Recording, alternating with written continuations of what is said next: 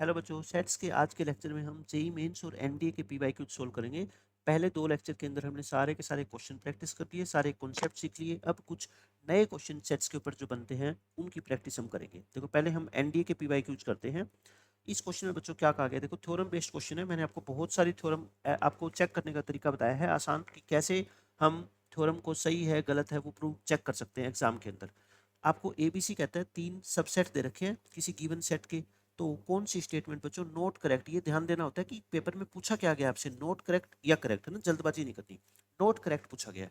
पहली first statement देखो, पहला option A union A intersection B का आंसर ये होगा। अब मान लो आपको नहीं पता है ना कि ये है कि नहीं है, तो आप क्या क्या करो बच्चों, डायग्राम बना दिया करो। दो सेट है, कोई कॉम्प्लीमेंट वगैरह का साइन नहीं है, तो डायग्राम आपको आसानी से आंसर बता देगा। देखो, ये सेट ए है, ये सेट बी है।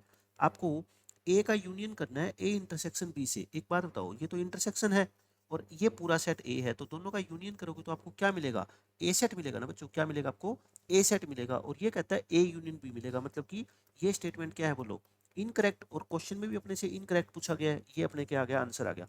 बाकी तीन ऑप्शन आप चेक कर लेना, बिल्कुल हर एक ऑप्शन का बच्चों मैंने आपको डिटेल के अंदर एक्सप्लेन किया हुआ है कि बाकी तीन ऑप्शन सही क्यों है। ये क्वेश्चन देखो, बहुत अच्छा क्वेश्चन है। इसमें भी क्या बोला गया आपसे, एस एक सेट है बच्चों। एस के अंदर कितने एलिमेंट है, पहले आप मेरे को ये बता दो। सारे इवन नंबर है ना 20 तक, यानी कि 2 4 6 8 10 12 14 16 18 और 20। तो बता दो इसमें कितने एलिमेंट है बच्चों, इस सेट के अंदर कितने, 10 एलिमेंट है। तो क्या पूछा गया आपसे, then the maximum number of subsets does S have, यानी कि आपसे नंबर ऑफ सबसेट पूछा गया है। नंबर ऑफ सबसेट्स कितने होते हैं बच्चों, अगर 10 एलिमेंट है तो 2 की पावर 10, यानी कि 1024। इस क्वेश्चन का आंसर आ गया। इस क्वेश्चन में देखो क्या बोला गया आपसे, ये मैंने आपको क्वेश्चन जो है ना क्लास के अंदर करवाया हुआ है, जो सेकंड लेक्चर है अपना सेट्स के अंदर, कि आपको प्रॉपर सबसेट बताने हैं। प्रॉपर सबसेट इसके, है ना, जो इस 3 के क्या हो बच्चों, सुपर सेट हो। तो पहले तो आप ये बता दो मेरे को, टोटल नंबर ऑफ सबसेट्स कितने होते हैं इसके। टोटल नंबर ऑफ सबसेट्स आप कहोगे सर 2 की पावर 4, यानी कि 16। प्रॉपर है इसका मतलब इसको काउंट नहीं करेंगे, प्रॉपर है तो बच्चों इसको काउंट नहीं करेंगे। मैंने क्या बताया था आपको, अगर आपको 3 के सुपर सेट निकालने हैं, क्या निकालने हैं बच्चों, 3 के सुपर सेट्स, तो क्या करते थे, सुपर सेट्स ऑफ 3। देखो लेक्चर देखा होगा तभी ये चीजें समझ आएगी आपको। मैंने क्या कहा था आपको, इस 3 को छोड़ दो, 3 को छोड़ के बाकी जो एलिमेंट बच गए, बाकी बच्चों जो एलिमेंट बच गए 1 2 और 4, इनके क्या बना दो, सबसेट बना दो। बताओ 3 एलिमेंट से कितने सबसेट बनते हैं, नंबर ऑफ सबसेट्स कितने बनते हैं बच्चों, बताओ 2 की पावर 3 यानी कि 8। लेकिन 8 इस क्वेश्चन का आंसर नहीं दे देना। क्यों बच्चों, 8 जो सबसेट बनेंगे उसमें एक ऐसा भी बनेगा 1 2 और 4 से, है ना, तीनों से मिला के। और 3 तो उसमें आएगा, 3 तो बच्चों उसमें आएगा, लेकिन ये तो ए हो गया ना। बट हमें ये काउंट नहीं करना, हमें सिर्फ कौन से करने हैं, प्रॉपर सबसेट काउंट करने हैं। तो इस क्वेश्चन का आंसर कितना आएगा बच्चों, 8 में से एक सेट हटाओ जो खुद ए है ना, तो आंसर क्या आएगा इस क्वेश्चन का, 7। देखो, छोटी सी मिस्टेक से पूरा क्वेश्चन गलत हो जाएगा, ठीक है। आपको हर चीज के ऊपर बच्चों ध्यान देना है, फोकस करना है 100%। ये क्वेश्चन देखो, वेन डायग्राम के तो हमने इतने सारे क्वेश्चन प्रैक्टिस कर दिए ना कि कोई भी क्वेश्चन एग्जाम में आप छोड़ के आ ही नहीं सकते। देखो, इस वेन डायग्राम को कहता है कंसीडर करो, इसमें सब कुछ आपको लिखा हुआ है बीच में, एक्स वाई जेड 3 सेट है। If the number of elements in Y and Z are in the ratio 4:5, आपको वाई और जेड में जो एलिमेंट्स का रेशियो है ना वो 4:5 दे रखा है। तो बी की वैल्यू बतानी है, बता देते हैं बी की वैल्यू क्या आएगी। देखो, वाई के अंदर बच्चों कितने एलिमेंट है, बस आप मेरे को ये बता दो, वाई सेट के अंदर number of elements in Y upon number of elements in Z, वो क्या दे रखा है आपको, 4/5 दे रखा है ना। क्वेश्चन नंबर 14 को सोल्व कर रहे हैं। अच्छा, वाई में कितने एलिमेंट है, देखो सबको ऐड कर दो, 16 प्लस 17 प्लस 18 प्लस बी। और जेड में कितने एलिमेंट है बता दो, जेड में वाई और जेड का दे रखा है ना, ठीक है। ये देखो देखो जेड के अंदर बच्चों टोटल कितने एलिमेंट आपको दिखाई दे रहे हैं, इस पूरे सेट की बात कर रहा हूँ मैं। कितने हैं ये, 12 17 18 प्लस में सी। और ये कितने हैं अपने, 4:5, 4:5। अच्छा, एक इंफॉर्मेशन अपने को और गिवन है ऊपर, कहता है let the number of element in Z which is equal to 90, मतलब कि जेड के अंदर बच्चों 90 एलिमेंट है ना। तो जेड के अंदर 90 है, तो पहले सी की वैल्यू निकाल लूँ यहाँ से। बताओ जेड में कितने एलिमेंट है, डायग्राम से क्या दिखाई दे रहा है आपको, ये 90 है, तो ये कितने हो गए 35 47, 47 प्लस सी कितना आ गया 90। तो सी की वैल्यू कितनी आ गई बच्चों 43, है ना। सबसे पहले हम क्या निकालेंगे, सी की वैल्यू निकालेंगे और यहाँ पे सी की वैल्यू पुट कर देंगे। तो बताओ कितना आ गई ये 33 51 51 प्लस बी। और नीचे कितना है, नीचे बच्चों कितने कौन से एलिमेंट है, जेड के। और जेड के एलिमेंट तो टोटल क्वेश्चन में कितने दे रखे अपने को, 90 दे ही रखे ना। और कुछ करने की जरूरत ही नहीं है बच्चों, नीचे तो टोटल जेड के एलिमेंट है और जेड में कितने एलिमेंट है 90, तो डायरेक्ट ही 90 रखो उसको, 4/5 ये 18 पे कट गया, तो b प्लस 51 किसके इक्वल आ गया 72, तो b की वैल्यू कितनी आ गई बच्चों 21 आ गई। ठीक है, तो इस क्वेश्चन में b पूछा गया था, b की वैल्यू आ गई 21, हमने b भी निकाल दिया, हमने c भी निकाल दिया। ठीक है, दोनों आगे। अब बताओ मेरे को b की वैल्यू कितनी आई अपनी 21 और c की वैल्यू कितनी आई थी बच्चों 43 आई थी ना, c की वैल्यू कितनी आई थी हमारी 43 आई थी। ठीक है, अगर जरूरत पड़ेगी तो मैं देख लूंगा। अब इस क्वेश्चन में 15 क्वेश्चन में उसी का पार्ट है ये क्वेश्चन की स्टेटमेंट है ना, 14 15 16 तीन क्वेश्चन के लिए है। आपको इसकी वैल्यू निकालनी है, n X plus n Y plus n Z है ना, फिर दो दो का इंटरसेक्शन माइनस करते हो, तीनों का इंटरसेक्शन ऐड करते हो। तो इसका क्या मतलब होता है बताओ बच्चों, ये जो लिखा हुआ है ये क्या लिखा हुआ है, number of X union Y union Z ही तो लिखा हुआ है। और ये यूनियन कौन से सेट के एलिमेंट होते हैं, सर्कल के अंदर जो कुछ लिखा हुआ है बच्चों, सर्कल के अंदर जो भी कुछ लिखा हुआ है ना सबको ऐड कर दो। कौन कौन लिखा हुआ है बताओ, 16 17 18 12 और ए बी सी है ना, तो इसका आंसर क्या होगा बताओ, A plus B plus C plus 16 plus 17 plus 18 plus में 12, यही तो होता है। इसका मतलब क्या होता है सिंपल लैंग्वेज में, number of X union Y union Z ही होता है, ये इसी का तो फॉर्मूला होता है। तो डायरेक्ट आप इसका आंसर पुट कर दो बस। ए की वैल्यू कितनी है देखो, ए तो हमारे को पता नहीं, ऑप्शन में ध्यान से देखो, ऑप्शन में ए प्लस बी है सब में, तो ए को तो ए रखो, बी को बी रखो, सी की वैल्यू पुट करो, सी कितना था बोलो 43, और बाकी सबको सेम रख दो। ये 33 है ही, ये बच्चों कितना है 30 है, तो कितना आंसर आ गया ए प्लस बी प्लस ये 63, 63 और 43 को ऐड करोगे कितना आएगा 106, आंसर क्या आ गया ऑप्शन नंबर डी। देखो कितनी आसानी से हमने आंसर निकाल दिया इस क्वेश्चन का। अब इसी का बच्चों last part 16th question, if the number of elements belonging to neither x nor y nor z is equal to p, इसका मतलब क्या हुआ बच्चों, ना तो एलिमेंट x में आता है ना y में ना z में, मतलब बाहर यहाँ पे आएगा, वो कितने एलिमेंट है p है। ठीक है, तो उसके बाद कहता है then the number of elements in the complement of x, बच्चों x के कॉम्प्लीमेंट में, इसका मतलब क्या हुआ बताओ, number of elements in x complement का मतलब बच्चों होता है कि वो एलिमेंट x में नहीं होना चाहिए, मैं यही लिख दूं 16th क्वेश्चन का आंसर यही लिख देता हूँ, number of elements in x complement, मतलब कि इस पूरे डायग्राम में वो एलिमेंट बता दो जो x में नहीं है। x सर्कल तो ये ना, ये देखो x सर्कल ये है ना, इसको आप इग्नोर कर दो, इसको इग्नोर कर दो, बाकी इसके अलावा बता दो जो एलिमेंट है वो कहाँ कहाँ है, एक तो b है, एक 17 है, एक c है और एक क्या है बताओ p है, बताओ यही है ना, बाकी तो कोई है ही नहीं। अब ऑप्शन देखो, आप ऑप्शन के अंदर p और p दे रखे हैं आपको, ऑप्शन में बच्चों पी बी पी बी या पी ए दे रखे हैं, ए तो है ही नहीं इसमें कहीं पे भी, ए तो बच्चों हमारे आंसर में है ही नहीं। और सी की वैल्यू हम जानते हैं, सी की वैल्यू कितनी है बता दो आप मेरे को 43 प्लस में पी, तो 43 प्लस ये 60, 60 प्लस बी, हाँ हम बी की वैल्यू भी पुट कर सकते हैं यहाँ पे 21, बट बच्चों ऑप्शन के अंदर बी को 21 नहीं बी ही लिखा गया है, आंसर क्या आएगा पी प्लस 60, देखो ये रहा p plus B plus 60, option number A आ गया, यानी कि बिल्कुल ही आसान था ये तो, p प्लस में b प्लस में 60, ये हमारा आंसर आ जाएगा। ये क्वेश्चन देखो बिल्कुल ही बच्चों वाला क्वेश्चन पूछा गया है, ये कहता है दो स्टेटमेंट है पहली और दूसरी, पहली स्टेटमेंट में क्या है a और b इक्विवेलेंट सेट है, बच्चों इक्विवेलेंट क्या होते हैं, नंबर ऑफ एलिमेंट सेम, ठीक है, ये दोनों इक्वल सेट है कहता है सेकंड स्टेटमेंट में, इसमें कौन कौन से एलिमेंट है 1 5 9, बच्चों इसमें भी देखो 1 5 और 9 ही है, एक एलिमेंट को कितनी भी बार लिख दो उससे कोई फर्क नहीं पड़ता, वो रहेगा तो एक ही है ना, तो ये दोनों इक्वल सेट है, यस इनमें नंबर ऑफ एलिमेंट भी इक्वल है और एलिमेंट भी सेम है 1 5 9, यहाँ पे भी 1 5 9, तो ये स्टेटमेंट भी क्या है बच्चों करेक्ट है। कौन सी स्टेटमेंट करेक्ट है आपसे पूछा है तो बोथ, दोनों के दोनों स्टेटमेंट करेक्ट है। 26 क्वेश्चन में क्या कहा गया है देखो, आपको ये तीन स्टेटमेंट दे रखी है, कौन सी स्टेटमेंट करेक्ट है ये पूछा है। The null set is a subset of every set, मैंने बताया था ना डेफिनेशन में, every set is a subset of itself, ये भी मैंने बताया हुआ है। अगर एक सेट में 10 एलिमेंट है तो उसके पावर सेट में बच्चों 1024 एलिमेंट होंगे, यही तो होते हैं, तो तीनों की तीनों स्टेटमेंट क्या है बच्चों करेक्ट है, तो 1 2 एंड 3 आपका सही आंसर आ जाएगा। ये क्वेश्चन देखो, इसमें क्या कहा गया है बच्चों, बहुत इंपॉर्टेंट क्वेश्चन है, बहुत ही कॉन्सेप्चुअली काफी इंपॉर्टेंट चीजें इसमें पूछी गई थी। देखो क्या है क्वेश्चन में, कहता है दो नॉन एम्प्टी सेट है ए और बी, तो ये दो स्टेटमेंट को कंसीडर करो और कौन सी करेक्ट है ये बताओ।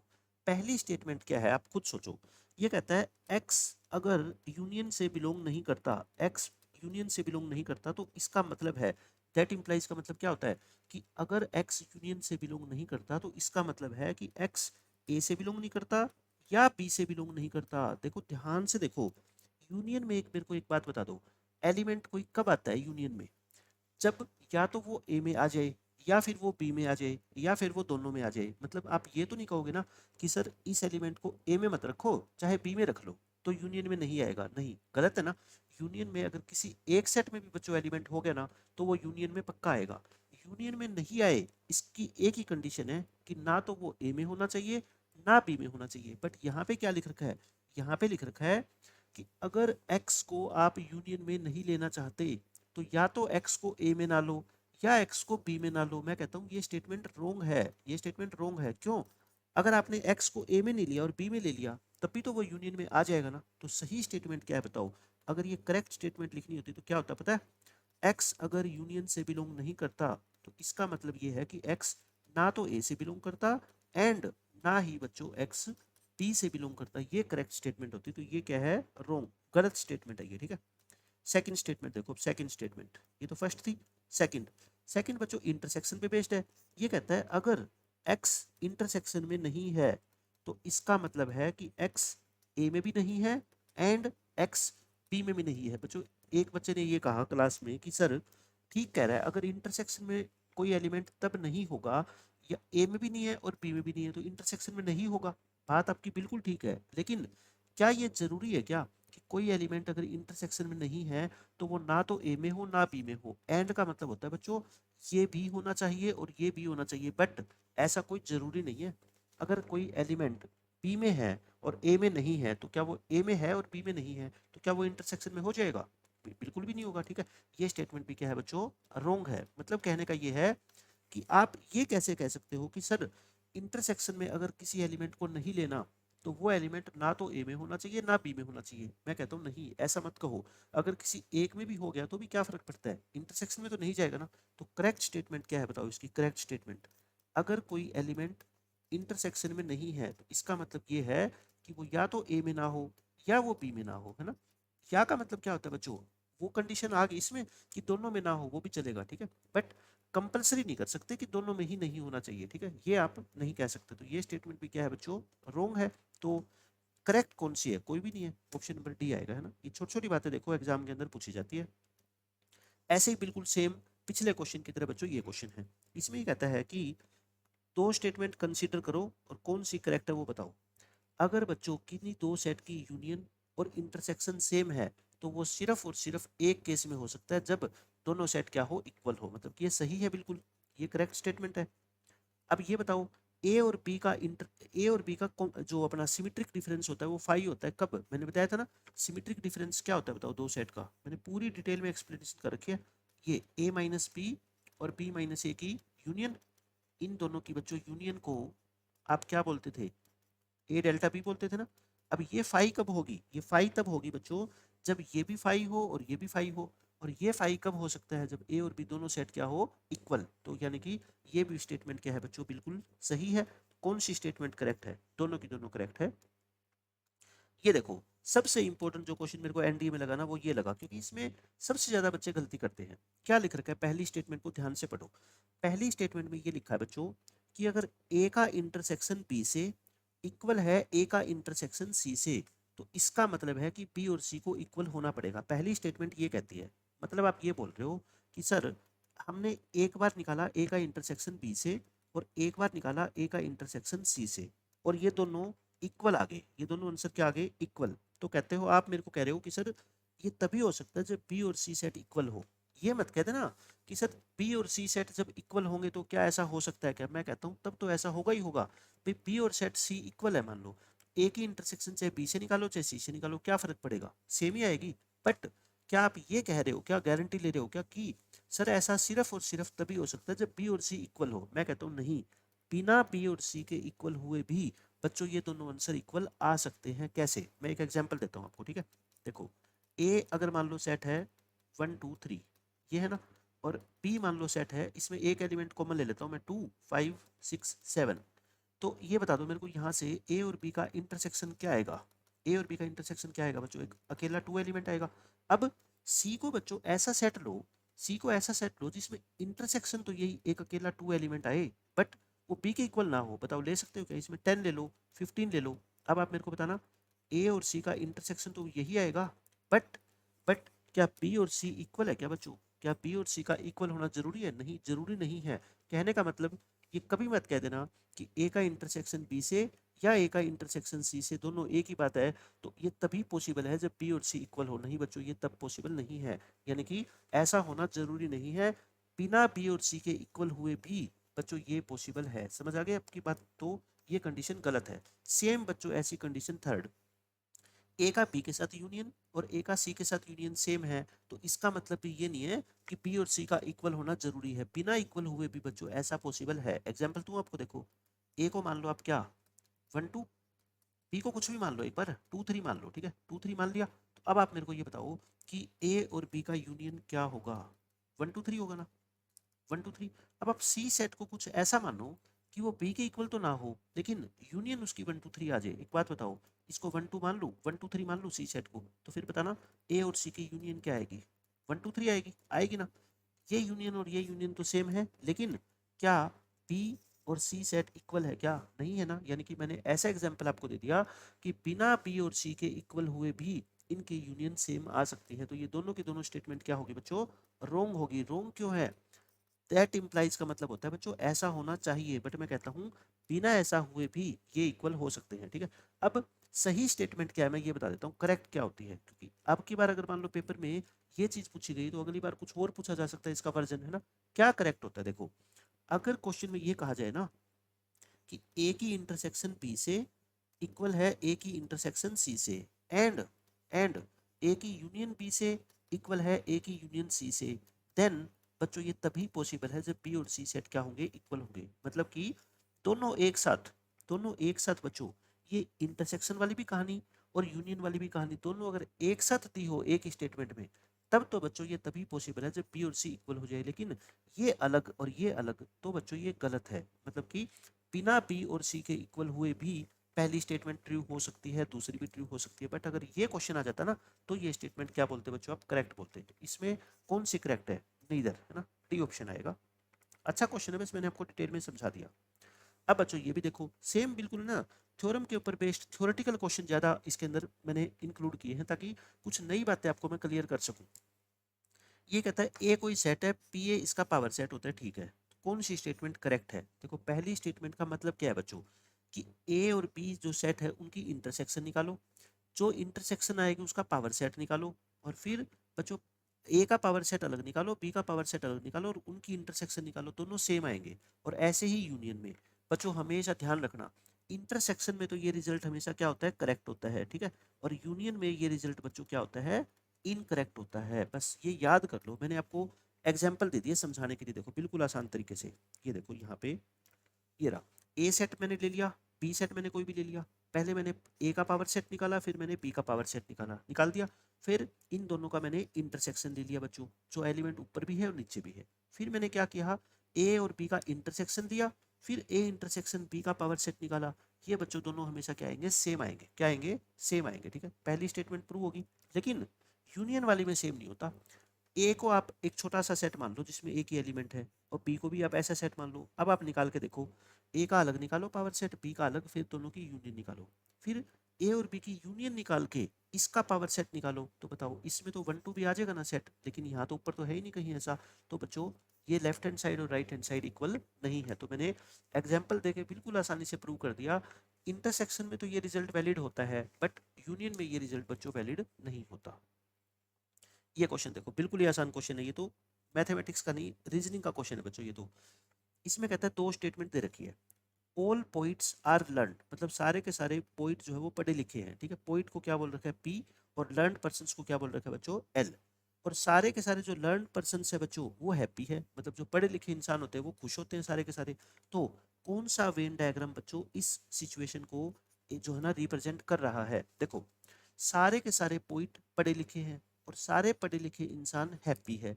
तो यानी कि कहने का मतलब ये है कि जो सारे पोइट है वो लर्नड पर्सन है ना, और सारे पढ़े लिखे पर्सन हैप्पी है, खुश है। तो कौन सा डायग्राम आपको लग रहा है ये बताओ आप मेरे को, बस डायग्राम में देखें। फोर्थ डायग्राम एक बार देखना, हैप्पी, सारे पढ़े लिखे इंसान हैप्पी है और सारे जो पोइट है ना वो पढ़े लिखे हैं। तो मतलब पोइट तो सबसे अंदर आएगा, ये पोइट है ना, ये पोइट का एरिया है। और सारे के सारे पोइट क्या है? पढ़े लिखे हैं, मतलब कि पोइट जो है, पोइट भी सारे के सारे पढ़े लिखे होंगे, तो मतलब कि जो पढ़े लिखे इंसान है वो पोइट से तो ज़्यादा ही होंगे। क्यों? जितने भी पोइट है बच्चों वो पढ़े लिखे तो है ही है। तो जितने भी पढ़े लिखे इंसान हैं उसमें पोइट तो सारे आ ही गए, तो पढ़े लिखे सेट इंसानों का सर्कल ये है ना, इसमें पोइट तो आएंगे ना। और सारे पढ़े लिखे इंसान बच्चों हैप्पी है, कहने का मतलब जो भी पढ़े लिखे इंसान है वो हैप्पी की कैटेगरी में आएंगे। तो हैप्पी इंसानों का जो सेट होगा वो इससे भी बड़ा होगा। क्यों? हैप्पी इंसानों में वो वाले भी इंसान भी आएंगे जो पढ़े लिखे नहीं है, और जो पढ़े लिखे हैं वो भी आएंगे, तो हैप्पी तो बड़ा सेट हो गया ना। तो बताओ, ये डायग्राम को देखते नहीं पता लग रहा कि ये डायग्राम जो है ना इन दोनों स्टेटमेंट को करेक्ट साबित कर रहा है। तो ऑप्शन नंबर डी हमारे क्वेश्चन का आंसर हो जाएगा। अब बच्चों हम करते हैं जेई मेंस के पीवाईक्यूज। ये तो एनडीए के जो नए पीवाईक्यूज थे ना ये मैंने आपको पढ़ा दिए, इसके अलावा आपसे सारे खुद से सोल्व हो जाएंगे। ठीक है, मैं सीरीज भी मैंने चला रखी है, आपको पता है 2024 की, 2023 की, वहां तो मैंने करवाई रखे हैं। उसके अलावा जो मेरे को नए क्वेश्चन दिखाई दिए मैंने आपको सारे के सारे करवा दिए। अब इसी तरह से बच्चों जेई मेंस के आपको पता है 2022, 2023 और 2024 ये सारे पीवाईक्यूज मैं कवर कर चुका हूँ। ठीक है ना, अगर इसका कोई क्वेश्चन आपको नहीं समझ आता तो आप वीडियो देख लो। उसके अलावा जो पीछे के सालों के हैं 17, 18, 19, 20, 21 के, उनमें जो मेरे को इंपॉर्टेंट और नए क्वेश्चन दिखाई दिए वो मैंने सारे के सारे बच्चों इस चैप्टर में इंक्लूड कर दिए। ठीक है, अब ये क्वेश्चन देखो, बिल्कुल आसान क्वेश्चन है। कितने क्वेश्चन बच्चों इस कॉन्सेप्ट के ऊपर, कम से कम भी 5 क्वेश्चन जेई मेंस में लगातार सालों में पूछे गए हैं। ठीक है, बहुत ही इंपॉर्टेंट कॉन्सेप्ट है। सेट्स का जो सेकंड लेक्चर है, सेट्स का बच्चों लेक्चर 2, अगर वो आपने नहीं देखा तो वो देख लो। उसके अंदर मैंने 2 क्वेश्चन ऐसे करवाए हैं जो इस कॉन्सेप्ट के ऊपर अब आपके आएंगे। ठीक है, यहाँ मैं ये कॉन्सेप्ट डिटेल में डिस्कस नहीं करूंगा क्योंकि मैं पहले ही आपको बता चुका हूँ सारी बातें। इसमें कहता है एक हॉस्पिटल के अंदर 89% पेशेंट सफर कर रहे हैं किससे? हार्ट एलिमेंट से, मतलब हार्ट की बीमारी है। हार्ट की जिन लोगों को बीमारी है बच्चों वो 89% लोग हैं, और जिनको लंग्स की बीमारी है बच्चों, लंग्स इन्फेक्शन है, वो 98% लोग हैं। ठीक है, मतलब एक हॉस्पिटल में आपने विजिट किया, उसमें जितने भी पेशेंट है उनमें हार्ट के पेशेंट है 89% और लंग्स के है कितने? 98%। ठीक है, ये हो गया 98% सफरिंग फ्रॉम लंग्स इन्फेक्शन। ठीक है, के परसेंट ऐसे हैं बच्चों जो दोनों से सफर कर रहे हैं, बोथ। ये क्या है बच्चों? बोथ। के परसेंट ये हो गया। ठीक है, K can not belong to the set, यानी कि के इनमें से किस सेट से बिलोंग नहीं करता। तो यानी कि आपको क्या निकालनी है बच्चों? अपना टारगेट क्या है? के की रेंज निकालना। के की क्या निकालनी है अपने को? रेंज निकालनी है कि के कहाँ से कहाँ तक होता है। बताओ, इसका मैंने डायरेक्ट तरीका क्या बता रखा है? के की जो मैक्सिमम वैल्यू है वो क्या हो सकती है भाई? 89 और 98 में से जो कम वैल्यू होती है ना, क्योंकि मान लो सारे के सारे जो पेशेंट हार्ट वाले हैं वो लंग्स से भी बीमारी से ग्रसित है, वो है ना, लंग्स इन्फेक्शन भी है, तो भी मैक्सिमम दोनों में इंटरसेक्शन वैल्यू तो 89 ही आ सकती है ना। तो 89% यानी कि 89 तो बच्चों क्या आ गई? के की मैक्सिमम वैल्यू आ गई। मिनिमम के लिए बताओ मैंने क्या रूल बताया था आपको? इन दोनों को ऐड करके, मिनिमम के लिए क्या सीखा आपने? इन दोनों को ऐड करके 100 को क्या कर दो? माइनस कर दो, है ना। तो ये कितनी आ गई? 89 थी ना ये, 98 और 89 को ऐड करना है। 98 और 89 को ऐड करके कितना आ गया? 187 माइनस 100, तो ये कितना आ गया? 87। तो के की वैल्यू जो है वो 87 या 87 से बड़ी और 89 या 89 से छोटी होगी। समझ गए? तो के की वैल्यू क्या क्या हो सकती है बताओ? या तो 87 या 88 या 89, इन तीन में से कोई ना कोई होगी। आपसे कह रखा है के की वैल्यू किस सेट से बिलोंग नहीं करती। तो जिस सेट में 87, 88 या 89 में से कुछ भी ना हो वो हमारे क्वेश्चन का क्या होगा? आंसर होगा। पहला सेट देखना, 87, 8, 9, बच्चों इसमें 89 है, इसमें 88 है, इसमें 89, 89 देखना है क्या? 87, 87 है। इस सेट में देखो सी में, सी में बच्चों 87, 8, 89 में से कुछ भी नहीं है, है ना। तो यानी कि के बच्चों इस सेट से बिलोंग नहीं करता। तो ये अपने क्वेश्चन का क्या हो गया? आंसर हो गया। देखो कितनी आसानी से हमने वो 2 क्वेश्चन करने के बाद इस क्वेश्चन का आंसर दे दिया। और सिर्फ ये एक क्वेश्चन नहीं, बार बार ऐसे क्वेश्चन जेईई मेंस में पूछे गए हैं। अब एक छोटा सा क्वेश्चन मैं आपसे पूछूंगा, ये ए सेट है बच्चों, ये बी सेट है। ठीक है, आपको स्मॉलेस्ट सेट, वो सबसे छोटा सेट बताओ जो ए और बी दोनों को कंटेन करता है। दोनों को कंटेन करने का मतलब क्या हुआ कि जो आप सेट बनाओगे उसमें ए के और बी के सारे एलिमेंट आने चाहिए। कंटेन करने का मतलब बच्चों क्या होता है? उस सेट में, उस सेट में ए और बी के सभी एलिमेंट्स आ जाए। ठीक है, सभी एलिमेंट्स आ जाए। तो अब आप मेरे को ये बताओगे क्या वो कौन सा सेट होता है जिसमें ए और बी के सारे एलिमेंट आप इंक्लूड करते हो? एक बच्चे ने दिमाग लगा लिया, सर वो तो यूनियन होता है, ए यूनियन बी। बताओ क्या होगा ए यूनियन बी? 1, 2, 3 और 4 6 यही होगा। अच्छा एक बात और बताओ, क्या यही एक ऐसा सेट है क्या जिसमें ए और बी के सारे एलिमेंट आ गए? नहीं, इसमें अगर मान लो मैं 10 और लिख दूं वो भी तो है, लेकिन आपसे क्या पूछा गया है? स्मॉलेस्ट। तो ये बच्चों क्या है? स्मॉलेस्ट है ना, जिसमें ए के सारे एलिमेंट आ गए और बच्चों बी के भी सारे एलिमेंट आ गए। तो आज के बाद हमेशा अपनी नोटबुक में लिख लो कि अगर आपसे पूछा जाए वो स्मॉलेस्ट सेट जिसमें ए और बी दोनों के सारे एलिमेंट आ जाए, वो कौन होता है बच्चों? A union B. तो ए यूनियन बी का एक नया नाम आज के बाद क्या सीख गए आप? It is the smallest subset. It is the smallest smallest set which contains A and B both. समझ गए? A और B जिसमें दोनों कंटेन हो जाए, सबसे छोटा सेट जो है ना बच्चों वो कौन होता है? A यूनियन B होता है। तो ये बहुत ही ज्यादा इंपॉर्टेंट रिजल्ट है। अब इसके ऊपर देखना जेई मेंस के अंदर कैसा क्वेश्चन बच्चों पूछा गया था। यहाँ पे आ जाओ। अच्छा अब ये देखो, मैंने क्या बताया आपको, एक और एग्जांपल देख लो। एक सेट ए दे रखा है, एक सेट बी दे रखा है। Find the number of elements in the smallest set which contains A and B. कहने का मतलब आपका जो आंसर है वो क्या है बताओ? Number of A union B, क्योंकि वो सेट तो कौन होता है? Smallest set A union B होता है। अब की बार आपसे उसमें एलिमेंट पूछे हैं, तो element number of A union B का फॉर्मूला जानते हो ना, क्या होता है? N A plus n B minus n A intersection B, यही होता है। एन ए कितने एलिमेंट है बताओ? 4। बी में कितने एलिमेंट है बच्चों? 6 एलिमेंट है ना। और इंटरसेक्शन कॉमन कितने देखो? 1 2 3 4, 3 4 2 है ना। तो कितना आंसर आ गया बच्चों? 8 आ गया। या तो ऐसे कर लो, या पहले क्या निकाल लो आप? ए और बी का यूनियन निकाल लो। पहले क्या निकाल लो? ए और बी का यूनियन। यूनियन क्या होगा बच्चों? ए के सारे एलिमेंट लिख दो और इसके अलावा बी के सारे एलिमेंट लिख दो। 3 4 तो लिख ही चुके, 5 6 7 8। तो यहाँ से भी आप बता सकते हो कि ए और बी की यूनियन में कितने एलिमेंट है बच्चों? 8 है। चाहे फॉर्मूला लगा के कर लो, चाहे डायरेक्ट ए यूनियन बी निकाल के कर लो, बात तो एक ही है। अब ये क्वेश्चन देखो बच्चों, जेईई मेंस में जो पूछा गया, ये आप पढ़ के देखो। एक्स एक सेट है जिसमें 1 से लेके 50 तक के सारे नेचुरल नंबर आएंगे। मतलब एक्स सेट तो क्या है बच्चों? 1 2 3 4 अप टू 50 तक। इसमें ये 50 एलिमेंट है। ए सेट कैसा है बच्चों? जो n जो है ना वो 2 का मल्टीपल होगा। n एलिमेंट कहाँ से आएगा? x से आएगा। मतलब कि 1 से लेके 50 तक से ही कोई एलिमेंट आएगा जो 2 का मल्टीपल हो। तो ए सेट में कौन से एलिमेंट होंगे? 2 4 6 8 और अप टू 25 सॉरी 50, क्योंकि ये इवन नंबर है। तो आप मेरे को ये बता दो, ए सेट में कितने एलिमेंट है? ये पता है कि आपको? 50/2 यानी कि 25 है। तो 1 से लेके 50 तक में कितने इवन नंबर होते हैं? 25 होते हैं। और बी सेट कैसा है? बी सेट को देखो, जिसमें बच्चों 7 के मल्टीपल है ना। 7 के मल्टीपल एक्स सेट वाले। एक्स सेट में 7 के मल्टीपल कौन है बताओ? 7 14 21 28 35 42 और 49, यही है। तो यानी कि बी सेट में कितने एलिमेंट हो गए बताओ? 7 हो गए। उसके बाद एक बार मैं आगे नहीं पढ़ रहा, ठीक है? मेरे को ये बता दो आप, ए और बी का इंटरसेक्शन, इसमें तो 2 के मल्टीपल है, इसमें 7 के मल्टीपल है, तो दोनों में इंटरसेक्शन यानी कि 14 के मल्टीपल हो गए ना। 14 1 जा, 14 2 जा, 14 3 जा, 14 4 जा नहीं हो सकता। क्यों? क्योंकि मैक्सिमम एलिमेंट की वैल्यू तो कितनी है बच्चों? 50 ही है ना। तो इंटरसेक्शन में कितने एलिमेंट हो गए बता दो? 3 हो गए ना। 3 कॉमन एलिमेंट है। अब क्या पूछा गया है?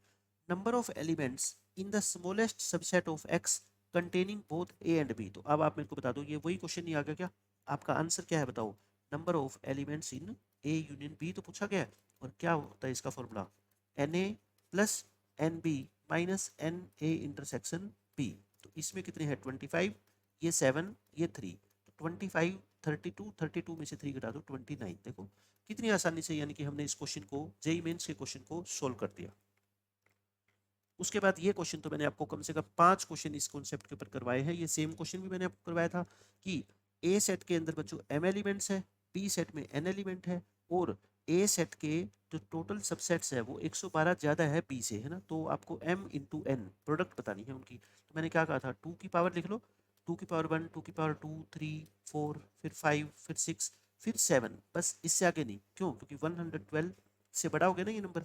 तो 128 में से कितना माइनस करें कि 112 आ जाए? 16 माइनस करने पे आएगा। ये रहा 16। 16 क्या होता है? 2 की पावर 4। ये क्या होता है? 2 की पावर 7। तो बड़ा कौन है? m। तो m की वैल्यू क्या आ गई? 7। n की वैल्यू क्या आ गई? 4। आंसर क्या है बच्चों? m इंटू n, यानी कि 7 इंटू 4 28 इस क्वेश्चन का क्या है बच्चों? आंसर है। अब ये क्वेश्चन देखो, सेम बिल्कुल जो अभी मैंने बताया था ना, आपका जो रेंज निकालने वाला क्वेश्चन के की, बिल्कुल ऐसा ही ये क्वेश्चन है बच्चों। एक सर्वे शो करता है कि 73% पीपल कॉफ़ी को पसंद करते हैं ना। कॉफ़ी वाले कितने हैं, एक ऑफिस में काम करने वाले कॉफ़ी पसंद करने वाले बच्चों कितने लोग हैं, 73%। चाय वाले कितने हैं, 65%। और x denotes the percentage of them who like both. Both तो दोनों ड्रिंक को पसंद करते हैं वो है X%। तो आप बता दो एक्स की मिनिमम वैल्यू क्या होती है और एक्स की मैक्स वैल्यू क्या होती है। मैक्स तो बच्चों कौन सी होती है, इन दोनों में से जो छोटी वैल्यू है ना, बताया था ना मैंने। और मिनिमम क्या होती है, इन दोनों को ऐड करके इसमें से 100 क्या कर दो, माइनस कर दो। तो ये कितना हो गया, 138 माइनस 100 यानी कि 38। तो एक्स किस किस के बीच में होगा बताओ, 38 से लेके 65 तक हो सकती है एक्स की वैल्यू। 38 या 38 से बड़ी, 65 या 65 से छोटी। तो क्या लिख रखा है देखो ध्यान से पढ़ो, x can not be, x की वैल्यू क्या नहीं हो सकती, मतलब एक्स की वैल्यू 38 से लेके 65 तक हो सकती है। ये हो सकती है क्या, यस पॉसिबल है, क्योंकि ये 38 और 65 के बीच में ही है। ये बोलो, ये मेरे को नहीं लगता क्योंकि ये तो 38 से भी छोटी है। ये बोलो ये हो सकती है ना, क्यों, क्योंकि ये 38 से तो बड़ी है ना, 65 से छोटी है। ये 38 भी हो सकती है, ये भी हो सकती है, 36 नहीं हो सकती बच्चों, क्यों, क्योंकि 36 जो है ना वो इस सेट से बिलोंग नहीं करता कि 38, 39, 30, 40 अप टू 65 है ना, ये इससे बिलोंग नहीं करता क्योंकि ये तो 38 से भी छोटा एलिमेंट है। तो इस क्वेश्चन का आंसर क्या आएगा अपना, ऑप्शन नंबर बी आ जाएगा। ये क्वेश्चन देखो, इसमें क्या कहा गया है, जेड एक इंटीजर्स का सेट है, ठीक है। ए के अंदर बच्चों जो वो वाले इंटीजर आएंगे जो इस कंडीशन को सेटिस्फाई करते हो। तो पहले तो मैं ए सेट को सोल्व करता हूँ। एक बात बताओ, इस इक्वेशन को ही तो सोल्व करना है। इस इक्वेशन को सोल्व करके एक्स की कौन कौन सी वैल्यू आएगी ये देख लो आप। वन, वन क्या होता है बच्चों, 2 की पावर 0। तो इसकी पावर ये क्या होनी चाहिए बताओ, 0 होनी चाहिए। अगर 2 की पावर को बच्चों 0 रखोगे तभी तो इसका आंसर 1 आएगा ना। ये 1 आ गया, ये कितना आ गया अपना, 1 आ गया, ठीक है। सॉरी, पावर कितनी आएगी, 0, 1 नहीं 0। तो इसके तो फैक्टर ऑलरेडी बने हुए हैं। और ये क्या होता है, x-2, x-3। तो x की कितनी वैल्यू आ गई बताओ, 3 आ गई, 2, 3 और -2। तो इसका मतलब ए सेट आ गया हमारा कितना, ए सेट में बच्चों ये 3 एलिमेंट है, समझ गए। अगर मेरे से ए सेट के बारे में पूछा जाता तो मैंने बता दिया आपको ये ए सेट है। और बी सेट कैसा है, वो वाले इंटीजर जो इस इनइक्वालिटी को सेटिस्फाई करते हो। देख लो इसको सेटिस्फाई करते हो तो क्या खास बात है, करवा देते हैं। 1 ऐड कर दो, 1 ऐड करोगे बच्चों ये आ गया, 2 से डिवाइड कर दो तो -1 से लेके बच्चों कहाँ तक, 5 तक। -1 से बड़े, 5 तक से छोटे, तो x की वैल्यू क्या होगी बताओ, -1 इंक्लूड करना, ठीक है। 0, 1, 2, 3 और 4। तो यानी कि अगर मैं आपसे कहूँ कि पी सेट बताओ क्या आएगा, तो पी सेट बच्चों इन 5 एलिमेंट से मिलके बनेगा। मैंने आपको ए सेट भी निकाल के दिखा दिया, पी सेट भी निकाल के दिखा दिया। आपसे क्या पूछा है, नंबर ऑफ सबसेट्स बताओ किसके, एक रोस बी के। बच्चों पहले तो आप ये बताओ, एक रोस बी में एलिमेंट कितने होंगे, ए में कितने एलिमेंट है, 3। बी में कितने एलिमेंट है, 5। एक रोस बी भी तो एक सेट होता है, उसमें कितने एलिमेंट है, 15। किसी सेट में अगर बच्चों 15 एलिमेंट है तो उसके कितने सबसेट होते हैं, तो नंबर ऑफ सबसेट्स है ना, नंबर ऑफ सबसेट्स ऑफ एक रोस बी, ये कितने आ जाएंगे फिर, 2 की पावर 15 आ जाएंगे। देखो कितनी आसानी से, यानी कि हमने इस क्वेश्चन को सोल्व कर दिया। जेई मेंस का क्वेश्चन है बच्चों ये। अब ये क्वेश्चन देखो, ये तो अभी हमारा क्वेश्चन आया था कि 3 सेट है ए बी सी, ए और ए की इंटरसेक्शन बी के साथ और ए की इंटरसेक्शन सी के साथ इक्वल है। मैंने अभी बताया था ना आपको, एंड दोनों एक साथ आ गई, दोनों बच्चों अगर एक साथ आ गई तो ये कंडीशन तभी ट्रू हो सकती है जब बी सेट और सी सेट आपस में क्या हो, इक्वल हो। मैंने अभी बताया था ना आपको, एनडीए के अंदर क्वेश्चन पूछा था, उसमें 2 अलग अलग स्टेटमेंट थी ये, ठीक है ना, यहाँ पे इकट्ठी स्टेटमेंट आ गई। तो एक साथ बच्चों ये दोनों कंडीशन तभी ट्रू हो सकती है जब ये बी सेट और सी सेट क्या हो, आपस में इक्वल हो। ये क्वेश्चन देखो बच्चों, बिल्कुल आसान क्वेश्चन, जैसे एनडीए के अंदर भी ऐसा क्वेश्चन आया था, जेईई मेंस के अंदर भी एक ऐसा क्वेश्चन आ गया। क्या पूछा हुआ है, एक स्कूल में there are 3 types of games to be played, 3 तरह के गेम खेले जाने हैं, ठीक है। Some of the students play 2 types of game, कुछ स्टूडेंट ऐसे हैं जो 2 गेम खेलते हैं, but none play all the 3 games. लेकिन कहता है कोई भी स्टूडेंट ऐसा नहीं है स्कूल में जो तीनों गेम को खेलता हो। मान लो एक स्कूल के अंदर 3 गेम खेले जाते हैं बच्चों, क्रिकेट, हॉकी और फुटबॉल, ठीक है। ये 3 गेम खेले जाने हैं, एक भी स्टूडेंट पूरे स्कूल में ऐसा नहीं है जो तीनों के तीनों गेम खेलता हो। तो कहता है कौन सा वेन डायग्राम इन 3 ऑप्शंस में से जस्टिफाई करता है इस ऊपर वाली स्टेटमेंट को। तो बच्चों बिल्कुल देखने से मेरे को पता लग रहा है, यहाँ पे ये वाला जो हिस्सा है, ये वाला हिस्सा इसमें वो स्टूडेंट है जो तीनों गेम खेलते हैं, बताओ है कि नहीं? ये वाला हिस्सा एक बात बताओ, क्या तीनों सर्कल का पार्ट नहीं है क्या? आप इसको ऐसे समझो इस क्वेश्चन को, ये बाहर वाला सर्कल है मान लो क्रिकेट है ना, ये है हॉकी और ये है फुटबॉल, तो ये जो रेड वाला पोर्शन है क्या आपको ये नहीं दिखाई दे रहा कि ये स्टूडेंट तो तीनों गेम खेलते हैं? ये देखो हॉकी वाले सर्कल में भी है, ये फुटबॉल वाले सर्कल में भी है, और ये पूरे बाहर वाले बड़े सर्कल का भी तो हिस्सा है ना? तो ये तो अपना आंसर नहीं हो सकता, क्यों? क्योंकि ऐसा कोई स्टूडेंट है ही नहीं जो तीनों के तीनों गेम खेल रहा हो। इसमें बता दो, इसमें क्या ये जो छोटा सा हिस्सा है ये आपको नहीं दिख रहा, ये तीनों में कॉमन है, तो बच्चों ये भी काट दो। इसमें ये नहीं दिख रहा आपको, ये वाला जो रेड एरिया है बच्चों, ये तीनों में कॉमन है, बट तीनों में कॉमन तो है ही नहीं ना, कोई बच्चा ऐसा है ही नहीं जो तीनों गेम खेल रहा है, इसका मतलब ये भी नहीं हो सकता। तो कोई भी नन ऑफ दीज अपना आंसर आ गया, मतलब ना तो ये वाले सर्कल आपको शो कर रहे, कोई भी इसमें से ऐसा डायग्राम नहीं है जो इस ऊपर वाली कंडीशन को बच्चों सेटिस्फाई कर रहा है, तो यानी कि नन ऑफ दीज इस क्वेश्चन का आंसर है। बिल्कुल आसान क्वेश्चन था। अब बच्चों ये देखो, ये बहुत बहुत इंपॉर्टेंट क्वेश्चन है, एनसीईआरटी एग्जाम्पलर के अंदर भी एक ऐसा क्वेश्चन दे रखा है, देखो ये रहा, ठीक है, मैं दोनों क्वेश्चन आपको कराऊंगा और क्या मतलब है इस क्वेश्चन का, ध्यान से पढ़ो। ये सिंबल है बच्चों यूनियन का, कहते हैं एक्स जो सेट है ना, एक्स आई, आई की वैल्यू 1 से लेके 50, उनकी यूनियन कर दो। कहने का मतलब एक सेट है x1, एक सेट है बच्चों क्या, x2, एक सेट है x3, इनकी सबकी यूनियन कर दो, यानी x1 union x2 union x3 up to union करो x50 तक, है ना, 50 तक है। और इन सब की यूनियन निकल के जो आएगी उसको नाम दे दो क्या, एक नया सेट टी। भाई यूनियन भी तो एक सेट ही होता है, उस सेट को क्या बोल दिया, टी बोल दिया। ऐसे ही कहते हैं वाई वाले कुछ सेट है, y1 y2 y3 up to n, यानी कि y1 union y2 union y3 union up to yn, इन सेट की यूनियन को भी क्या नाम दिया गया है, टी नाम दिया गया है, मतलब ये दोनों सेम है, ठीक है। फिर ध्यान से पढ़ो क्या बोला गया है, ईच xi कंटेन्स 10 एलिमेंट्स, इसका मतलब ये है बच्चों जो x1 सेट है ना उसके अंदर भी 10 एलिमेंट है, जो x2 सेट है उसमें भी 10 एलिमेंट है, जो x3 सेट है उसमें भी 10 एलिमेंट है, हर एक xi के अंदर 10 एलिमेंट है, और हर एक yi में 5 एलिमेंट है। इसका मतलब y1 सेट में भी 5 एलिमेंट है, y2 सेट में भी 5 एलिमेंट है, y3 सेट में भी 5 एलिमेंट है, ऐसे दे रखा आपको, ठीक है, समझ रहे हो आप मेरी बात? अब एक बात का जवाब देना, अगर बच्चों इन सभी सेट में 10-10 एलिमेंट है, सभी में 10-10 एलिमेंट है, अगर ये सारे के सारे एलिमेंट बच्चों डिफरेंट हो, डिफरेंट का मतलब क्या, x1 में जो 10 एलिमेंट है वो अलग है, x2 में जो 10 एलिमेंट वो अलग है, ये वाले 10 एलिमेंट अलग है, तो इनकी यूनियन में टोटल कितने एलिमेंट हो जाते हैं, आप मेरे को ये बता दो, बता सकते हो क्या, टोटल एलिमेंट कितने हो जाते अगर ये अलग अलग होते? तो आप कहते सर हर सेट में 10 एलिमेंट है और ऐसे ऐसे 50 सेट है, तो मतलब ये तो 500 एलिमेंट इकट्ठे हो जाते हैं यूनियन में, नहीं समझे आप मेरी बात, है ना? अगर दो सेट है मान लो ए और बी, एक में 3 एलिमेंट है 1 2 3, दूसरे में 3 एलिमेंट है ए बी सी, तो दोनों की यूनियन करोगे तो 3 और 3 6 हो गए ना, क्यों? क्योंकि वो सब अलग अलग है, 500 हो जाते। ऐसे ही ये सारे के सारे बच्चों अलग होते, तो इसमें टोटल एलिमेंट कितने हो जाते हैं आप मेरे को बता दो, टोटल एलिमेंट कितने हो जाते हैं बच्चों इस टी में? आप कहते हैं सर एन है ये सेट एन, और हर एक में 5 एलिमेंट है, तो ये हो जाते हैं 5n। मेरी बात समझ गए?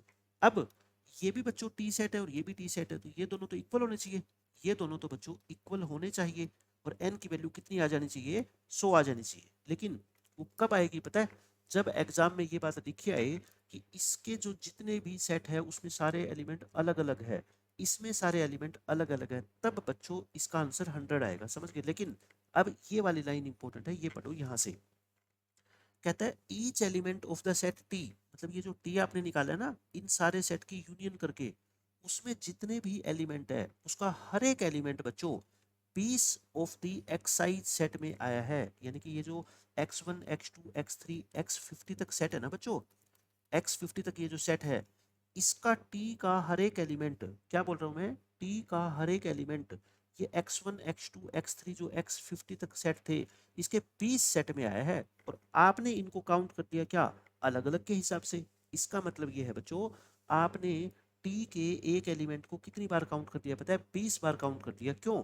क्योंकि आपने उसको x1 में भी काउंट कर दिया, x2 में भी काउंट कर दिया, x3 में भी काउंट कर दिया, ऐसे 20 सेट में काउंट कर दिया। काउंट तो आपको एक बार करना चाहिए था उस एलिमेंट को, कर लिया आपने 20 बार। अब अपनी गलती को सुधारना है तो आप क्या करो, आप कहोगे सर फिर मैंने 500 काउंट किए थे, इसको 20 से ये लो डिवाइड कर दो। कहने का मतलब आपको एक बच्चे की काउंटिंग एक बार करनी थी एक क्लास में, ठीक है, और आपने उस बच्चे को 20 बार काउंट कर दिया, तो इसका मतलब जो आपने आंसर निकाला है उसको 20 से डिवाइड करोगे तभी तो ठीक आएगा। ऐसे ही सेम बच्चों वाई के लिए 6 जो है ना वाई आई के अंदर है, मतलब इस टी का जो हर एक एलिमेंट है वो इन y1 y2 y3 जैसे 6 सेट के अंदर है, तो उसको आपने 6 बार काउंट कर लिया, तो इसको बच्चों किससे डिवाइड करोगे, 6 से डिवाइड करोगे। अब ये दोनों इक्वल हो गए, ठीक है। एन की वैल्यू निकालनी है, देखो कितनी आसानी से आ गई, कर दो। ये कितना आ गया बताओ, 100 और इक्वल टू 3000। एन कितना आ गया बच्चों, 30। इस क्वेश्चन का आंसर कितना आ गया, 30 आ गया, ठीक है। अब देखना ये नेक्स्ट क्वेश्चन आप कितनी आसानी से कर दोगे। सेम बच्चों वही सेट दे रखा है आपको, मैं डायरेक्ट बता रहा हूँ आपको। देखो हर एक एक्स आई में बच्चों 5 एलिमेंट है, और है कितने ये 20, तो 20 गुना में 5 कर दो, 100 हो गए।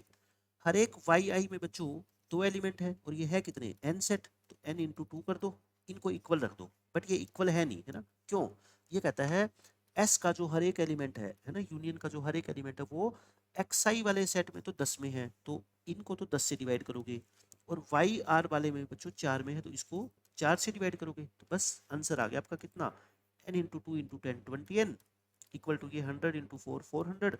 एन की वैल्यू कितनी आ गई बताओ, 20। देखो 2 लाइनों के अंदर इस क्वेश्चन का आंसर आ जाएगा अपना, बिल्कुल आसान क्वेश्चन था।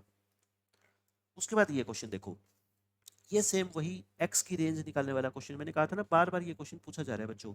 एक सर्वे शो करता है कि 63% पीपल न्यूज़पेपर ए पढ़ते हैं, ए को पढ़ने वाले 63% है, बी को पढ़ने वाले 76% है, और दोनों को पढ़ने वाले बच्चों क्या है, x% है।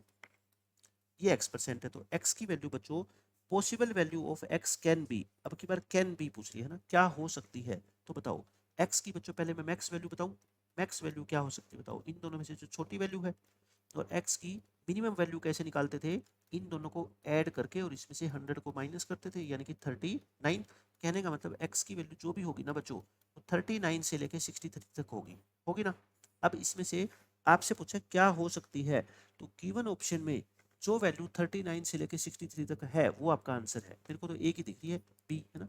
ये नहीं हो सकती ना, क्यों, ये तो 39 से भी छोटी है, ये भी नहीं हो सकती, ये बच्चों 63 से भी बड़ी है, ये भी नहीं हो सकती, तो एक ही ऑप्शन है, आंसर आ गया आपका। देखो इस क्वेश्चन में देखो, ये बहुत अच्छा क्वेश्चन है, इसमें क्या कह रखा है बच्चों, एक क्लास में 140 स्टूडेंट है जिनके रोल नंबर है 1 से लेके 140 तक, ठीक है। ये है all even numbered students opted mathematics course, यानी कि मैथ्स पढ़ने वाले स्टूडेंट कौन है बताओ, जिनका रोल नंबर बच्चों इवन नंबर है, यानी कि मैथ पढ़ने वाले कौन है पता है, इसमें कौन कौन आएंगे, 2 रोल नंबर वाला, 4 6 8 ऐसे 140 तक, यानी कि मेरे को बता दो इस सेट में बच्चों कितने एलिमेंट होंगे, टोटल 70 होंगे ना। 1 से लेके 140 में इवन नंबर कितने होते हैं बच्चों, 70 होते हैं। फिर जो नंबर 3 से डिवाइड है वो फिजिक्स पढ़ते हैं, तो फिजिक्स वाला सेट कौन है पता है, 3 से डिवाइड होने वाले 3 6 9 12 15। लास्ट नंबर कौन सा होगा 3 से डिवाइड होने वाला बच्चों, 138। इस सेट में कितने एलिमेंट हो गए बता दो, 138 को 3 से डिवाइड कर दो, 3 4 जा 46 हो गए। अब केमिस्ट्री, केमिस्ट्री में कौन है जो 5 से डिवाइड होते हैं नंबर, ये लो 5 से जिनके बच्चों के रोल नंबर डिवाइड है वो केमिस्ट्री पढ़ने वाले बच्चे हैं। तो केमिस्ट्री पढ़ने वाले टोटल बच्चे आप मेरे को बता दो कितने हो गए, 140 डिवाइड बाय 5 यानी कि 28, समझ गए, ये हो गए। अब आपसे पूछा क्या गया है, ये पूछा गया है कि वो स्टूडेंट बताओ जो तीनों में से बच्चों कोई कोर्स नहीं पढ़ते, तो बताओ, ये तो वही क्वेश्चन हो गया ना वेन डायग्राम का, कि बाहर वाले आपको एलिमेंट निकालने हैं, क्या निकालने हैं बच्चों, बाहर वाले एलिमेंट, यानी कि इन तीनों सर्कल में से कहीं नहीं बैठते ये वाले, ठीक है। पहले आप क्या निकाल लो, एक बात बताओ आपका आंसर क्या है इस क्वेश्चन में, मेरे को ये बता दो। टोटल स्टूडेंट में से जो अंदर बैठे हैं वो घटा दो, और अंदर का मतलब क्या होता है, पी यूनियन सी, पीसीएम है ना, पीसीएम है क्या, ठीक है पीसीएम। भाई यूनियन हटा दो टोटल में से, तो ये नहीं बच जाएंगे बाहर वाले, ठीक है। तो यूनियन का फॉर्मूला क्या होता है आपको पता है, दो दो की इंटरसेक्शन निकालनी पड़ेगी अभी आपको, है ना, अभी तो आपने सिंगल सिंगल निकाले हैं। अब आप मेरे को बताओ पी और एम की इंटरसेक्शन क्या होगी, यानी कि जो मैथ भी पढ़ते हैं और फिजिक्स भी पढ़ते हैं। मैथ पढ़ने वाले बच्चों के रोल नंबर 2 से डिवाइड होते हैं, फिजिक्स वालों के 3 से डिवाइड होते हैं, तो इनके किससे डिवाइड होंगे बताओ, 6 से। 6 कैसे, 2 और 3 का एलसीएम, ठीक है। 6 से डिवाइड होने वाले यानी कि 6 12 18 अप टू 138, ये कितने बच्चे हैं बता दो, ये number of P intersection M कितने हैं बच्चों, 138 को 6 से डिवाइड कर दो, 6 2 जा 6 3 जा, ये हो गए। अच्छा फिर बताओ आप मेरे को पी और सी में, पी इंटरसेक्शन सी में देखो, ये 3 से डिवाइड होते हैं, ये 5 से डिवाइड होते हैं, तो ये दोनों का मिला के 15 से डिवाइड होंगे। 1 से लेके 140 में बच्चों 15 से डिवाइड होने वाले नंबर कितने हैं, 15 है, फिर 30 है, फिर 45 है, लास्ट कितना होगा 135, है ना। तो ये कितने हो गए बताओ, 9 एलिमेंट हो गए, 15 9 जा 135 होता है। फिर सी और एम में देखो, एम में तो 2 से डिवाइड होने वाले, सी में 5 से डिवाइड होने वाले, तो 2 और 5 का एलसीएम होता है 10। तो तीनों जो 10 से डिवाइड होते हैं 10 20 30 ऐसे बच्चों 140 तक कितने हो जाएंगे, ये 14 हो जाएंगे, है ना। ये कितने हो जाएंगे 14। अब तीनों से डिवाइड होने वाले P intersection C intersection M, यानी कि जो 2 से भी होते हैं 3 से भी होते हैं और 5 से भी होते हैं। 2 3 5 का एलसीएम बच्चों कितना होता है 30। 30 से डिवाइड होते हैं, ठीक है। 30 से डिवाइड होने वाले कितने नंबर होंगे बताओ, 30 होगा, 60 होगा, 90 होगा और 120 होगा, बस 4 ही तो होंगे। तो अपना आंसर क्या आ गया बता दो, 140 में से माइनस कर दो क्या, इन तीनों को आपको पता है ना ऐड करते थे, 70 प्लस 46 प्लस 28, और जो दो दो में कॉमन है उनको माइनस करते थे। इन दोनों इनको क्या करते थे बच्चों, माइनस, यही करते थे ना, याद है ना। और जो तीनों में कॉमन है उसको फिर से क्या कर देते थे, ऐड कर देते थे। बस बच्चों ये आपका क्वेश्चन का क्या आंसर आ गया। कर लो इसको सिंप्लीफाई। ये कितना आ गया बताओ, 70 प्लस 46 116 144 148, 148 में से ये तीनों माइनस करना 32 और 46, यानी कि 102 माइनस कर दो, आंसर कितना आ गया बच्चों 38। और यही इस क्वेश्चन का आंसर है। मतलब कि इस क्वेश्चन में कोई ऐसी बात थी नहीं जो आपको समझ ना आए, लेकिन इसका बच्चों मैं आपको बिल्कुल आसान शॉर्टकट मेथड बताता हूँ। Method number 2, sequence and series. जिस बच्चे ने 2024 के 2023 के और 22 के सारे क्वेश्चन मेरे लेक्चर से किए हैं उसको इस क्वेश्चन का मेथड पता है ना। मैंने क्या बताया था, एक से अगर कोई नंबर स्टार्ट होता हो और आपको ये ढूंढने हैं कि ऐसे कितने नंबर है जो ना तो 2 से डिवाइड होते हो, भाई आपको 1 से लेके 140 में ऐसे नंबर ढूंढो। हाउ मेनी नंबर्स, मैं बता रहा हूँ कब ये मेथड लगाना है ना, how many numbers are neither divisible by, neither either नहीं, neither neither divisible by 2 nor by 3 nor by 5, है ना। यही तो ढूंढना है मेरे को इस क्वेश्चन में, कि जो तीनों में से एक भी सब्जेक्ट नहीं पढ़ते, क्यों, उनके रोल नंबर फिर ना तो 2 से डिवाइड होने चाहिए, ना 3 से और ना 5 से, क्योंकि अगर 2 से डिवाइड होंगे तो वो मैथ पढ़ेंगे, 3 से होंगे तो फिजिक्स पढ़ेंगे, 5 से होंगे तो केमिस्ट्री पढ़ेंगे, लेकिन अपने को तो कुछ नहीं पढ़ाना, तो यानी कि कुछ नहीं होना चाहिए, है ना।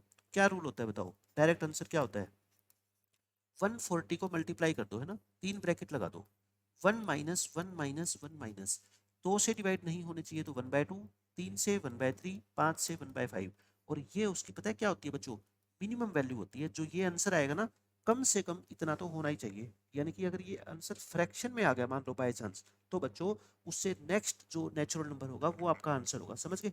तो ये होते हैं 140, 1 में से 1/2 गया 1/2, ये हो गया 2/3, और ये हो गया बच्चों 4/5। अब देख लो इसको कैलकुलेट करके कितना आंसर आएगा, 2 से 2 कट गया, 5 28 पे कटेगा। अच्छा और कोई कट रहा है क्या, नहीं कट रहा। 112 को 3 से डिवाइड करो, कितना आ गया, 3 3 जा 9, 3 7 जा, और इनटू कितना आ गया 1/3। अब मैंने क्या बताया था, ये कम से कम इतने बच्चे तो है ही है जो तीनों से किसी से डिवाइड नहीं होते। तो बच्चों अपना आंसर कितना आएगा बताओ, इससे नेक्स्ट नेचुरल नंबर 38। देखो 2 लाइनों के अंदर मैंने आपको समझा दिया, ये 38 जो मैंने इतना बड़ा आंसर निकाला था, ये बच्चों 2 लाइनों के अंदर आपका आंसर आ जाएगा, ठीक है। बट उसके लिए आपके सारे के सारे कॉन्सेप्ट बच्चों पहले क्या है, सीक्वेंस एंड सीरीज के क्लियर होने चाहिए। अब बच्चों ये क्वेश्चन देखो, सबसे मुश्किल क्वेश्चन बच्चों को ये लगता है सेट्स के अंदर 2019 में पूछा गया था। क्या कहा गया है पहले पढ़ो, ए बी सी 3 सेट है, इसका क्या मतलब है बच्चों, देखो ध्यान से पढ़ो इसको। Phi is not equal to A intersection B, इसका मतलब ये कहता है कि ए इंटरसेक्शन बी जो है ना वो फाई नहीं है, यानी कि उसमें कुछ ना कुछ तो कॉमन है। और ए इंटरसेक्शन बी किसके इक्वल है, ए इंटरसेक्शन बी जो बच्चों है वो सबसेट है किसका, सी का, यानी कि ए और बी का जो इंटरसेक्शन आएगा वो सी का क्या है बच्चों, एक सबसेट है, और ए इंटरसेक्शन बी फाई नहीं है। ये दो कंडीशन दे रखी है, कौन सी स्टेटमेंट इसमें से बच्चों ट्रू नहीं है, बिल्कुल आसानी से मैं आपको देखो बताता हूँ डायग्राम बना के। ये कहता है कि ए और बी का जो इंटरसेक्शन है ना वो सी का सबसेट होना चाहिए, और ए और बी का इंटरसेक्शन फाई नहीं होना चाहिए। तो एक बात बताओ, अगर मैं इस क्वेश्चन में जो 3 सेट दे रखे हैं मैं उसको 2 में कन्वर्ट कर दूं, कैसे कन्वर्ट करूंगा, आप ध्यान से सुनना मेरी बात। इसमें पहली स्टेटमेंट में कह रखा है कि ए और सी का जो डिफरेंस है ना वो अगर बी का सबसेट है तो ए भी बच्चों बी का सबसेट होगा। अब ध्यान से सुनना, ये बच्चों ए सेट है और ये बच्चों बी सेट है, ये उन दोनों का क्या है, इंटरसेक्शन है ना, आप बात मानते हो। अब ये जो इंटरसेक्शन है ना ये किसका सबसेट होना चाहिए बताओ, सी का। आप मुझे एक छोटी सी बात बता दो यहाँ पे, क्या ये जो इंटरसेक्शन वाला पार्ट है ये ए का सबसेट होता है क्या, बिल्कुल होता है, क्यों, ये ए का तो हिस्सा है ही। क्या ये इंटरसेक्शन वाला पार्ट बी का सबसेट है क्या, बिल्कुल है, क्योंकि ये बी का सबसेट तो है ही, बी का भी तो पार्ट है। तो मैं ये कहता हूँ मुझे ए और बी के इंटरसेक्शन वाले पार्ट को सी का सबसेट बनाना है, तो आप सी को इस ए के इक्वल ही मान लो। आप क्या कर लो बच्चों कि ये ए सेट और सी सेट आपस में क्या है, इक्वल है। एक बात बताओ, क्या दो सेट इक्वल नहीं हो सकते? कभी हो सकते हैं ना। मैंने ए और सी को इक्वल मान लिया, इक्वल मानने से कोई भी कंडीशन वायलेट नहीं हो रही है। दोनों देखो, ए और बी का इंटरसेक्शन एम्प्टी भी नहीं है, और ए और बी का जो इंटरसेक्शन है वो सी का सबसेट भी है। क्यों? ए को मैंने क्या मान लिया, सी मान लिया। अब ये क्वेश्चन बच्चों बिल्कुल आसान हो जाएगा। अब आप एक एक कंडीशन पढ़ो। पहला पार्ट, अब ये कहता है अगर बच्चों ए और सी बी का सबसेट है, ये बताओ ए माइनस सी कौन सा हिस्सा होता है? ए माइनस सी क्या होता है बताना? ए माइनस सी आप कहोगे सर फाइव होता है। क्यों? क्योंकि ए और सी तो हमने इक्वल माने हैं। और फाइव किसका सबसेट है बताओ? फाइव सबसेट है ना बी का। फाइव तो हर एक का सबसेट होता है, ठीक है। देन कहता है ए बच्चों बी का सबसेट होगा। ये कहता है अगर फाइव बी का सबसेट है तो ए बी का सबसेट होगा। आप डायग्राम को देख के बता सकते हो क्या ए बी का सबसेट नजर आ रहा है आपको? बच्चों क्या ये वाला सर्कल, ए वाला सर्कल बी का हिस्सा है? नहीं है। क्यों? ये एलिमेंट देखो ए में फालतू है, जो बी में है ही नहीं। तो ये बच्चों स्टेटमेंट क्या होगी, फॉल्स होगी। यहाँ पे ए माइनस सी फाइव आ गया, और फाइव तो बी का सबसेट है ही, लेकिन इस केस में ए तो बी का सबसेट नहीं है। ये कहता है होना चाहिए। मैं कहता हूँ ये स्टेटमेंट क्या है बच्चों, रोंग है। और कितने मजे की बात, आपको रोंग ढूंढना था। ऑप्शन नंबर ए आपके क्वेश्चन का आंसर आ गया। लेकिन बच्चों बाकी स्टेटमेंट के बारे में भी तो एक बार चेक कर लेते हैं ना। हो सकता है भाई ये स्टेटमेंट जो पहले नंबर पे मैंने बताई है ये चौथे नंबर पे आई हो पेपर में, है ना। ये तो हो सकता है ना। तो बाकी स्टेटमेंट क्यों सही है ये भी डिसीजन लेते हैं। देखो पहले बी स्टेटमेंट के बारे में डिस्कशन करते हैं। सी और ए का यूनियन, एक बात बताओ, सी और ए तो इक्वल ही है ना। तो ए और ए का यूनियन, सी को भी क्या बोल दो, ए बोल दो। सी को भी क्या बोल दो, ए बोल दो। ठीक है। ए और ए का यूनियन क्या होता है बताओ? पहले ऐसे लिख लो, है ना। पहले ऐसे मैं लिख देता हूँ, ऐसे इक्वल टू सी। ये है क्या? ए और ए का यूनियन क्या होता है बोलो? ए होता है, और ए इसका ए इंटरसेक्शन बी। और सी को क्या लिख दो, ए लिख दो। अब आप डायग्राम को देख के बताओ कि ए की इंटरसेक्शन ए यूनियन बी से वो ए होती है क्या? बिल्कुल होती है बच्चों। देख लो, ए यूनियन बी तो ये पूरा सेट है ना। और ए सिर्फ इतना सा सेट है, ये वाला। तो क्या इन दोनों की इंटरसेक्शन ए है? बिल्कुल है। ये तो मतलब क्या है, करेक्ट है। तो यानी कि सेकंड स्टेटमेंट क्या होगी बच्चों, करेक्ट होगी। आपको इनकरेक्ट छाटनी है ना, सेकंड इसका आंसर नहीं हो सकता। अब एक बच्चा कहेगा सर थर्ड को भी फिर तो प्रूव करके बताओ। थर्ड में ए माइनस बी सी का सबसेट है। एक बात बताओ, ए माइनस बी क्या होता है? ये वाला हिस्सा होता है ना, ए माइनस बी। और ये क्या सी का सबसेट है? सी तो कौन था, ए ही तो था। क्या ए माइनस बी जो हिस्सा है वो सी का सबसेट नहीं होता? होता है बच्चों। ये वाला जो हिस्सा है, ये पर्पल वाला, क्या ये बच्चों ए का सबसेट नहीं है ना? ए का सबसेट है। क्यों? क्योंकि सी तो ए के इक्वल है। तो कहता है ए सी का सबसेट होगा, ए सी का सबसेट होगा। भाई सी तो ए के इक्वल है, क्या एक सेट खुद का सबसेट नहीं होता क्या? बिल्कुल होता है। यानी कि ये स्टेटमेंट भी क्या है बच्चों, करेक्ट है। करेक्ट होगी ना। अब लास्ट हो जाएगी डी। पी और सी का इंटरसेक्शन कहता है फाई नहीं होना चाहिए। कहाँ है भाई पी और सी? और सी को तो क्या बोला है आपने, ए बोला है। और पी और ए का इंटरसेक्शन तो देखो फाई नहीं है, ये तो फाई है ही नहीं ना, ये इंटरसेक्शन है इसके अंदर तो, है ना। तो इसका मतलब ये भी स्टेटमेंट क्या है बच्चों, करेक्ट है। तीनों स्टेटमेंट मैंने आपको बता दी कि ये तीनों करेक्ट है। तो ये अपने क्वेश्चन का क्या हो जाएगा, आंसर हो जाएगा। ठीक है, कितनी आसानी से हमने देखो इस मुश्किल दिखने वाले क्वेश्चन को सोल्व कर लिया। अब बच्चों ऐसा ही एक क्वेश्चन, ये देखो बहुत अच्छा क्वेश्चन पूछा गया है इसमें। एस एक सेट है बच्चों जिसमें 1 से लेकर 100 तक एलिमेंट है। आप number of non empty subset बताओ इस set subsets A of S. यानी कि जो भी एस के सबसेट्स बनेंगे उन सबसेट्स को बच्चों ए नाम दे दिया है ना। मतलब ए का मतलब ए वन दे दिया, ए टू दे दिया, ए थ्री, ऐसे।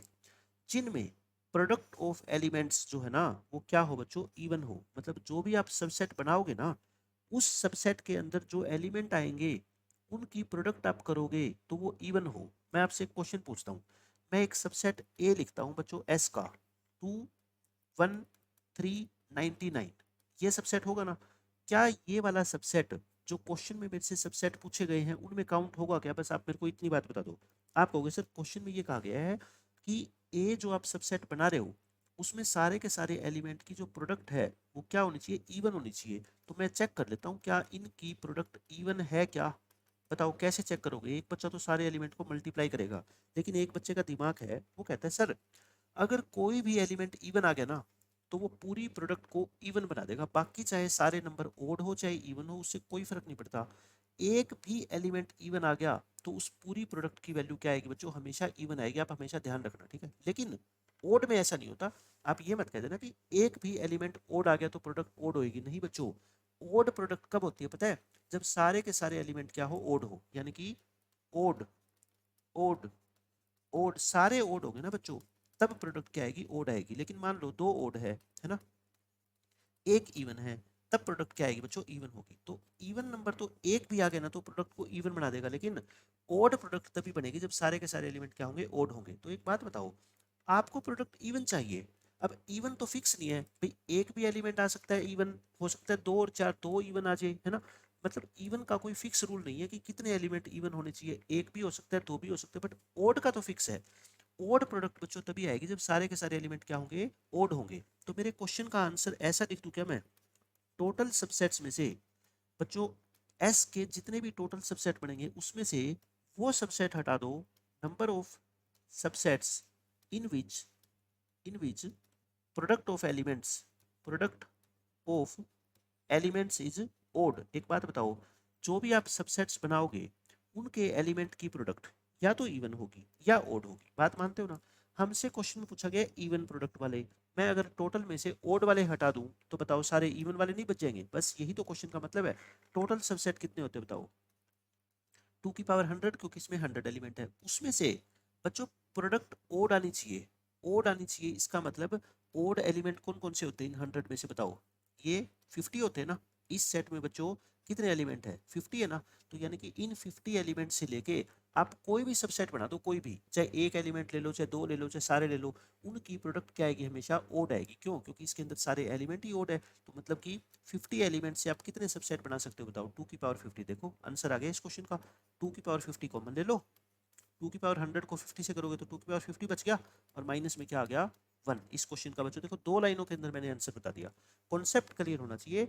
इवन प्रोडक्ट आपसे पूछी गई है तो बच्चों डायरेक्ट इवन नहीं निकाल सकते आप, टोटल सबसेट्स में से वो सबसेट हटा दो जिसमें एलिमेंट की प्रोडक्ट क्या है बच्चों, ओड। और ओड प्रोडक्ट कब आएगी, जब उसके सारे के सारे एलिमेंट क्या होंगे, ओड होंगे। मतलब कि इन 50 एलिमेंट को लेके आप सबसेट बना दो, जितने भी सबसेट बनेंगे सब में एलिमेंट की प्रोडक्ट क्या दिखाई देगी आपको, ओड दिखाई देगी। क्यों, क्योंकि इसमें कोई नंबर इवन है ही नहीं।